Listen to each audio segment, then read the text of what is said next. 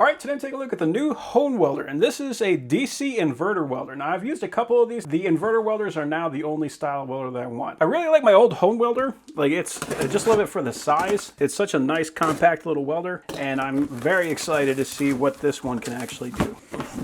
The first thing I notice is that this has a nice tight clamp, so this isn't going to be just dropping that stick anywhere. And we do have spots to go straight in from the top, straight out from the side, or at an angle, which is how I mostly use it. So I do like that they have that on there. Nice thick cable. So I always like to see that. And then on the grounding clamp, they've got this. This is something that I love saying on these things just because this is going to make sure that no matter which side you actually clamp this thing to, whatever can make the best bond is going to make the best bond. It's not going to depend on the pin to make that grounding contact. So this is fantastic. Nice, strong clamp, and it opens up quite a bit. So if I need to use this thing to actually clamp to the table, I can do that.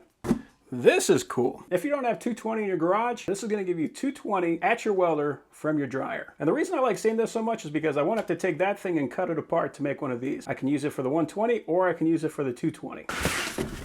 We also got a little hammer with our brush and a manual. Jeez Louise, I just love how they're making these things so small nowadays. This is just so light and easy to carry around. I could carry this out to a work site, just like the easiest thing in the world. We got our power switch on the back, we got an active cooling fan, and it does say it can use 110 or 220. And for 120 volts at 10 amps, it will produce 130 amps. So this is a powerful little machine. And if you do plug it into 220 at 10 amps, you will get 185 amps. This is nice. And you can see we got an option for MMA or lift TIG. You just select that with this button right here, and it tells you exactly how to wire that depending on what you're doing. Now, this does not come with a lift TIG gun, but if you have one and you want to, you can plug that in, and that would go to the negative terminal. So the ground would become the positive. Now, since all we're going to be doing is regular arc welding, put the clamp to the ground, we'll put the torch to the positive. You can see on that pin, it's got that little notch, so we'll just put that into that slot and then give it a twist. And this is even color coded, so as long as you're using the equipment that it came with, you can't go wrong.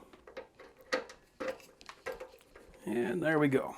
And I really like how on the gauge here it tells you what the different amps that you're going to get with the different voltage. So the outside is going to be the 220 and the inside is the 110. So at max, at 110 volts, we get 130 amps out. At 220 volts, we get 185. But that is a ton. Like, you're going to be able to weld anything that I'm going to be welding super easy.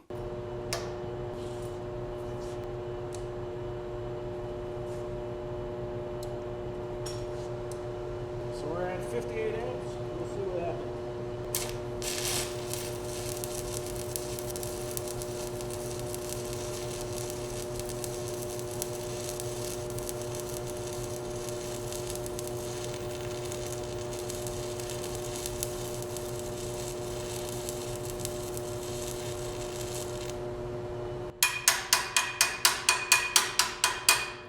So definitely a heavy weld, got excellent penetration, so that is a fantastic welder. This is about 1/8 inch thick, so it can weld that no problem. It's got plenty of room to go.